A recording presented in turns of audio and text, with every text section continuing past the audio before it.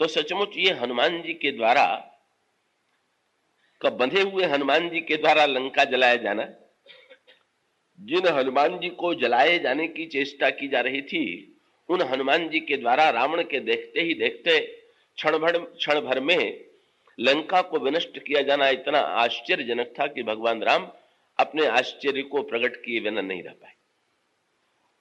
क्या तात्पर्य है इसका? कईयों भी भौतिक संदर्भ में भी और आध्यात्मिक संदर्भ में भी इस कार्य का सर्वाधिक महत्व है। भौतिक संदर्भ की दृष्टि से यदि विचार करके देखें तो रावण के विषय में रामचरितमानस में और पुराण और इतिहास में भी यह वर्णन आता है कि रवि शशि पवन वरुण जमदारी अग्नि काल जम सब अधिकारी।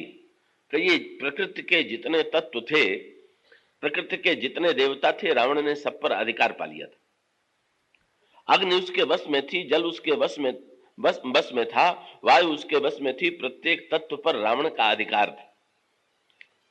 तो ऐसी परिस्थिति में जिस रावण ने प्रत्येक तत्व पर अधिकार कर लिया हो, उसके समक्ष अग्नि के द्वारा लंका को जला दिया जाना क्या सिद्ध करता है? गोस्वामी जी ने रामचरितमानस में तो इस प्रसंग का संक्षेप में वर्णन किया है, पर उन्होंने कवितावली रामायण में बड़ा विस्तार किया और उन्होंने ये कहा कि जब लंका जलने लगी तो रावण में बादलों को आदेश देता है, मेघों को आदेश देता है कि तुम तीव्र वर्षा के द्वारा इस सारी अग्नि की ज्वाला को बुझा दो। और तब रावण के आदेश का उल्लंघन नहीं कर पाते बादल, और घनघोर बादल लंका के आकाश में छा जाते हैं और वर्षा होने लगती है। पर यह देख करके बड़ा आश्चर्य होता है रावण को कि उस जल की वर्षा से अग्नि बुझने के स्थान पर अग्नि और प्रज्वलित होने लगी और तीव्र होने लगी। तब उस समय माल्यवान ने रावण से कहा कि ईश्वर की प्रतिकूलता ही यहां पर प्रत्यक्ष दिखाई दे रही है, नहीं तो क्या ऐसा संभव हो सकता था? पर रावण तो इतना अभिमानी था कि माल्यवान को फटकारते हुए उसने कहा, ये कौन ईश्वर है मुझे छोड़ करके? तुम व्यर्थ इस प्रकार से आतंकित और भयभीत हो रहे हो कि तुम व्यर्थ मुझे आतंकित करने की चेष्टा मत करो। रावण उससे भी आतंकित नहीं होता, पर इसमें कोई संदेह नहीं कि भौतिक दृष्टि से भी रावण के समक्ष और विद्यमान दशानने, ये संस्कृत श्लोक में भी हनुमान जी के प्रति भगवान राम का यही प्रश्न था, लंका को तुमने जलाया और जलाया भी कब? जब रावण था। रावण के देखते हुए, रावण न होता लंका में और अचानक नगर जला देते तो कोई आश्चर्य नहीं था, पर सारी लंका को रावण के देखते देखते दग्ध कर देना, इससे बढ़कर के अद्भुत कार्य क्या होगा?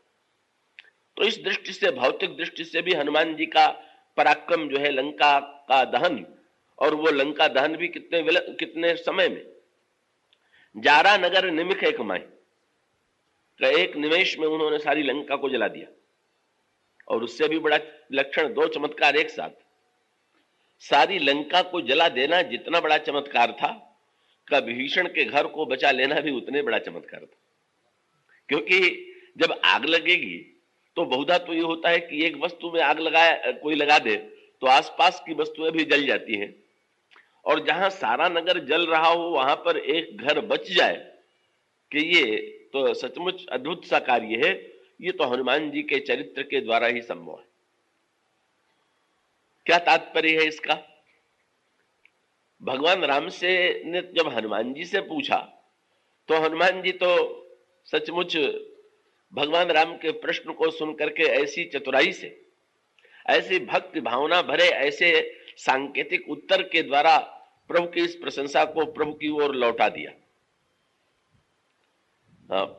हनुमान जी से जब प्रभु ने पूछा, हनुमान तुमने लंका को कैसे जला दिया? तो हनुमान जी ने तुरंत उलट करके कहा कि प्रभु केवल लंका ही थोड़ी जली, और भी तो कार्य हुए। तो सुन करके लगता है कि जैसे हनुमान जी को असंतोष है कि इतने बड़े बड़े कार्यों में केवल एक कार्य की ही प्रशंसा क्यों की जा रही है। पर हनुमान जी सुनाते समय एक बड़ा अनोखा उसमें क्रम भंग करते हैं। क्या?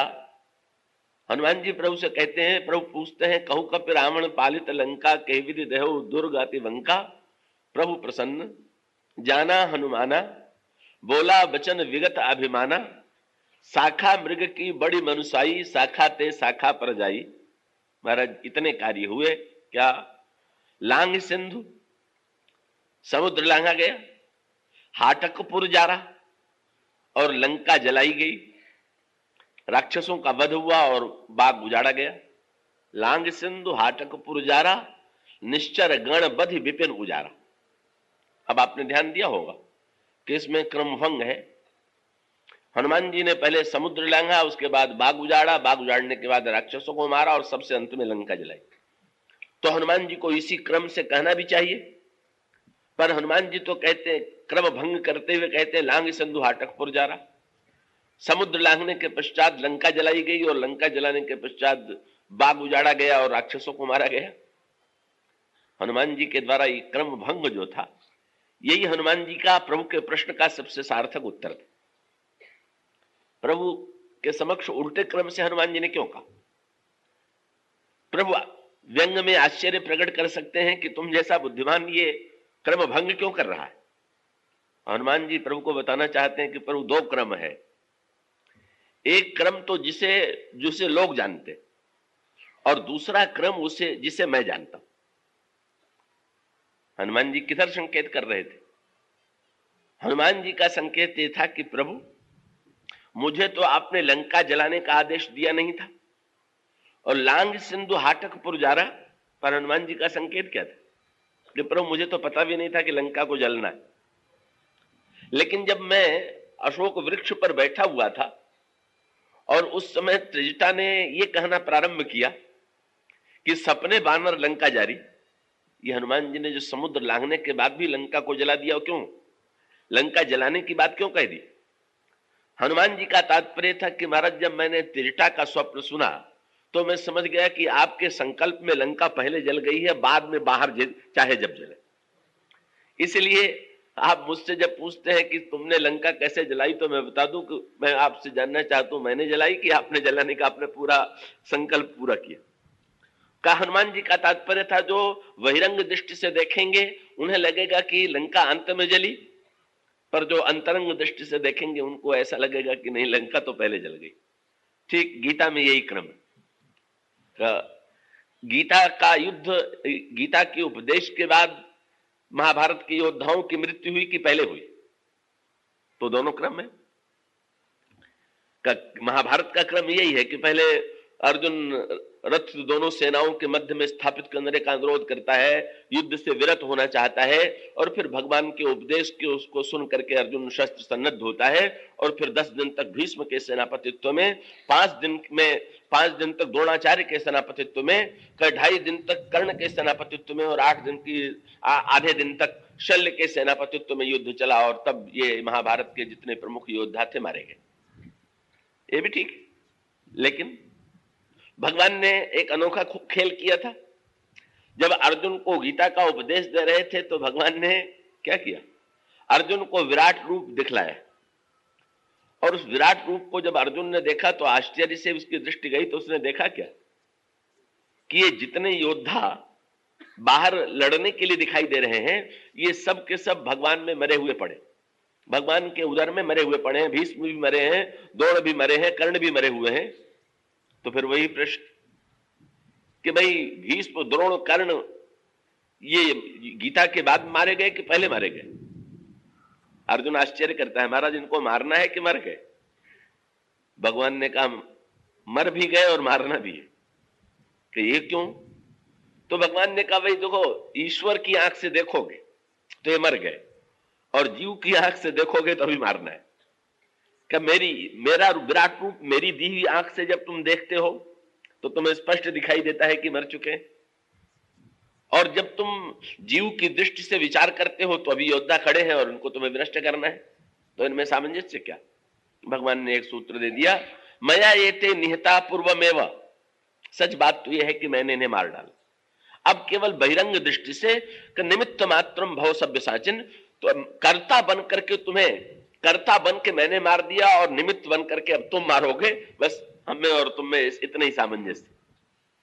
वो गीता का जो सूत्र है वही रामचरितमानस का सूत्र है। हनुमान जी का तात्पर्य क्या है? प्रभु कि बाहर से लंका जलाने की बात यदि होती तो लंका अंत में जलाने की बात मैं कहता, पर मैं तो ये कहता हूं कि जब त्रेता ने स्वप्न सुनाया तब लंका थी कहां, जल चुकी थी। और इसलिए प्रभु मैं बताना चाहता हूं कि जो चारों कार्य हुए कैसे हुए। कलांग सिंधु हाटक पुर जारा, निश्चर गण बधि विपिन उजारा। किसने? बोले सो सब तो प्रताप रघुराई। बोले प्रभु ये सब तो आपके प्रताप ने किया। और लोक दृष्टि से हनुमान जी के द्वारा अनेक महान कार्य होते हैं। तो जो महान कार्य होते हैं उसमें सबसे महान कार्य कौन सा है? लंका जलाया जाना। उसका अभिप्राय क्या? अक्षय कुमार का वध, ये लोभ पर विजय है। मेघनाथ की पराजय, ये काम पर विजय है। हनुमान जी ने लोभ को जीत लिया, काम को जीत लिया। तो हनुमान जी के चरित्र में लोभ और काम का लेश नहीं। पर लोभ और काम पर विजय प्राप्त करने के पश्चात भी ये लंका कौन है जिस लंका को हनुमान जी ने जला डाला? ये आप विचार करके देखें। तो लंका का आध्यात्मिक रूप बताते हुए गोस्वामी जी ये कहते हैं कि ये जो मनुष्य की कर्मों में प्रवृत्ति है, उस प्रवृत्ति का नाम ही लंका है। मैंने पत्रिका में उन्होंने कहा सुप्रवृत्ति लंका दुर्ग।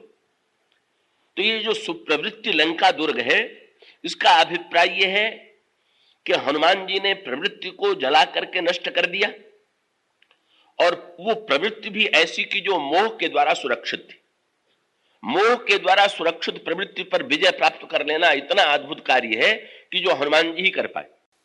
कि ये प्रवृत्ति पर विजय इतना कठिन है कि समुद्र लांघना सरल है अपेक्षाकृत, अन्यों के लिए वो भी बड़ा कठिन कार्य था। पर एक ऐसे व्यक्ति दिखाई देते हैं रामचरितमानस में, अंगद, जो कि ये दावा करते हैं कि मैं समुद्र पार कर सकता हूं। पर समुद्र पार करने के बाद जब बंदर आशा भरी दृष्टि से अंगद की ओर देखते हैं तो अंगद स्पष्ट बता देते हैं कि मैं समुद्र तो पार कर लूंगा, पर मैं लौट पाऊंगा कि नहीं लौट पाऊंगा इसमें मुझे संदेह है। अंगद कहा जाऊं मैं पारा, जिये संशय कछु फिरती बारा। तो अंगद के अंतःकरण में यह संशय क्यों है? उसका अभिप्राय है कि दो कार्य करने हैं और दो कार्यों के पश्चात तब कहीं जाकर के इस यात्रा की पूर्णता होगी। केवल समुद्र को लांघ करके चले आना ही तो लक्ष्य नहीं है। कोई ये तो छलांग का कोई प्रदर्शन नहीं हो रहा था कि कौन व्यक्ति कितनी छलांग लगा सकता है। छलांग का उद्देश्य क्या है? छलांग तो साधन है कि ये रामायण की प्रतीकात्मक भाषा है। बंदर छलांग तो लगाते ही रहते हैं, संसार के जितने बंदर, और हनुमान जी ने भी छलांग लगाई। पर उसमें अंतर क्या है? अन्य बंदरों की छलांग में और हनुमान जी की छलांग में कोई अंतर है कि नहीं? तो अंतर यह है कि निष्प्रयोजन जो छलांग है, दिन भर एक डाल से दूसरी डाल पर, और किसी बंदर के जीवन में गणित किया जाए तो क्या वो पूरे जीवन में 400 कोस छलांग नहीं लगाता होगा और अधिक लगाता होगा। हनुमान जी ने जितनी छलांग वो लगाई तो वो अन्य बंदरों के द्वारा भी उतनी छलांग लगती, पर वो निरर्थक छलांग है। शाखा मृग के बड़ी मनुष्याई, शाखाते शाखा पर जाई। बैठे बैठे एक डाल से दूसरे डाल पर छलांग लगाते रहना, तो ठीक इसी प्रकार से का व्यक्ति बैठा हुआ है तो हम और आप जो चिंतन कर रहे हैं उसमें निरंतर न जाने कितनी छलांग लगती रहती है, न जाने किस प्रकार से एक शाखा से दूसरी शाखा पर हम लोग तर्क वितर्क करते हुए, अंतःकरण में चिंतन करते हुए हम छलांग लगाते रहते, और उस छलांग का कोई प्रयोजन नहीं है, केवल थकान को छोड़ करके। छलांग की सार्थकता क्या है कि नहीं समुद्र को लांघने के पश्चात लंका में जाए और लंका में विदेह नंदिनी सीता को खोज करके उनकी कृपा प्राप्त कर लेना, यह परिपूर्णता है। और इसका अभिप्राय यह है, जब हमारे अंतःकरण का चिंतन, हमारे अंतःकरण की चिंता का, चिंता और चिंतन में क्या अंतर है? दोनों का ये दोनों शब्द जो है इसका मूल एक ही है। जो चिंतन है वही चिंता है, लेकिन अंतर क्या है? जो संसार की दिशा में लगी हुई है वो चिंता है, और जो भगवान की ओर लगा हुआ वही चिंतन है, बस। तो ये जो चिंतन की दिशा में मोड़ देना है, भक्त की दिशा में अपने मन की छलांग को मोड़ देना है, हनुमान जी की सफलता इसी में। तो अंगद ये जानते हैं कि समुद्र को छलांग लगाने के पश्चात भी तो जगत जननी विदेह नंदिनी सीता के पास पहुंचना है, और मेरे लिए मेरे पास वो सामर्थ्य नहीं कि मैं जा सकूं। तो अंगद ऐसा क्यों कहते हैं? उसका सूत्र यह है कि अंगद में यह साहस है कि वो देह के अभिमान से अपने को ऊपर उठा सके। समुद्र पार करना माने देह के अभिमान से अपने को मुक्त कर देना। पर देह के अभिमान से मुक्त कर देने के पश्चात भी गोस्वामी अंगद की धारणा ये थी, और ये रामायण के संकेत से भी वर्णन यही मिलता है कि लंका समुद्र लांघने के बाद समुद्र तो डरावना लगता है कि इसको पार कैसे किया जाएगा, पर डरावने समुद्र के बाद जो सुनहली आकर्षक लंका है उसमें इतने आकर्षण थे कि उस आकर्षण के लिए गोस्वामी जी ने कहा कि अन्य लोगों की तो बात ही क्या है, सुर नाग नर गंधर्व कन्या रूप मुनिमन मोह। जो तपस्वी मुनि थे अगर वे लोग भी लंका में आते थे तो वहां की सुंदरियों का सौंदर्य देख करके उनके अंतःकरण में विराग और सौंदर्य की सृष्टि हो जाती। और इसका अर्थ क्या, अंगद देहाभिमान को भले ही जीत पाए पर अभी राग पर पूरी तरह से विजय, पूर्ण वैराग्य, त्याग की वृत्ति तक तो उनके जीवन में आ गई। अंगद त्यागी है पर विरागी नहीं, और वैराग्य का अभिप्राय है अंगद का अंतर्मन अभी रस से मुक्त नहीं हो पाया।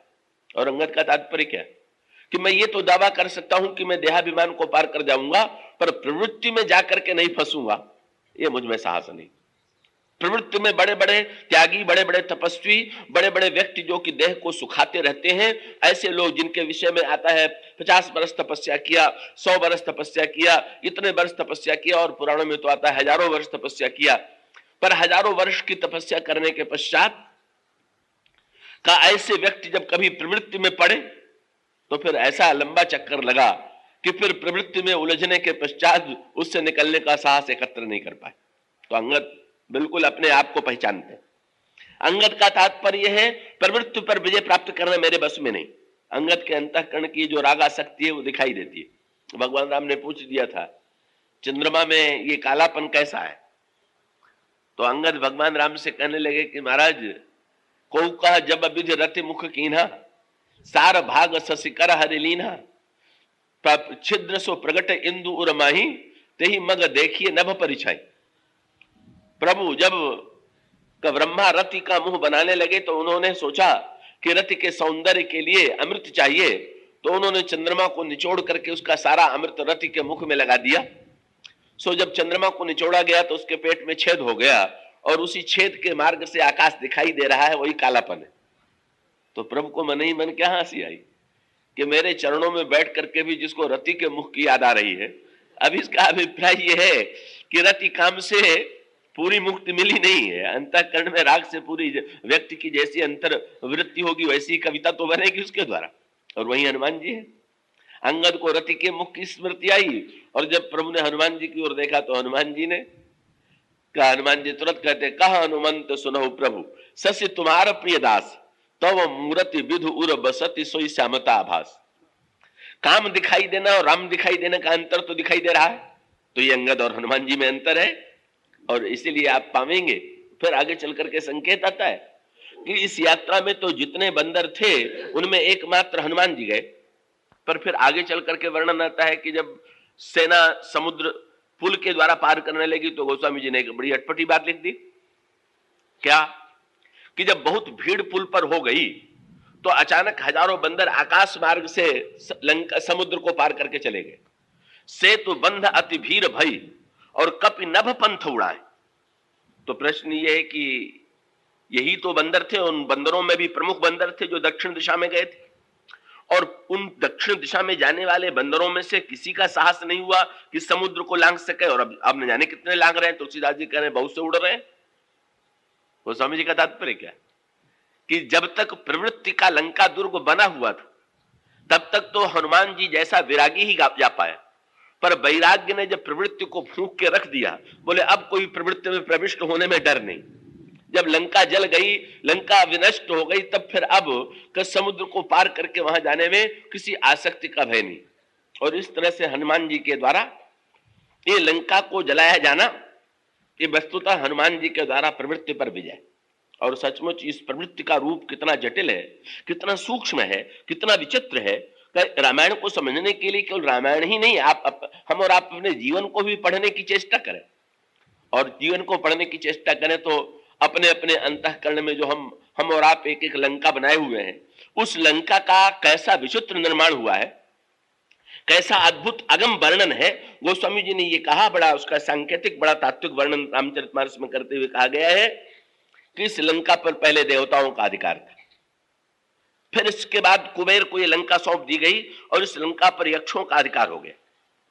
रावण का जन्म लंका में नहीं हुआ, पर रावण जिस समय संसार का भ्रमण करता हुआ लंका के पास आया और लंका को जब उस रावण ने देखा तो रावण को लगा कि बस बस मेरी सुरक्षा के लिए एक दुर्ग चाहिए।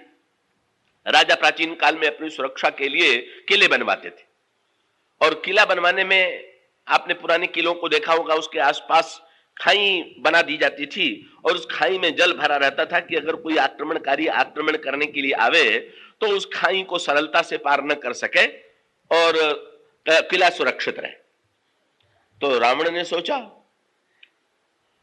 कि अन्य राजा आज बहुत बड़ा अपने किले के आसपास अगर खाई बनावेंगे, आधा मील 1 मील की खाई बनावेंगे, उसमें जल भरेंगे, और ये लंका तो ऐसी है कि जिसके 400 कोस का की बनी बनाई खाई, 400 कोस के समुद्र को कोई पार करे तो लंका में बैठे। तो रावण को क्या प्रतीत हुआ? रावण ने इस लंका में अधिकार करने का निर्णय किया। क्यों? बोले सुंदर सहज अगम अनुमानी।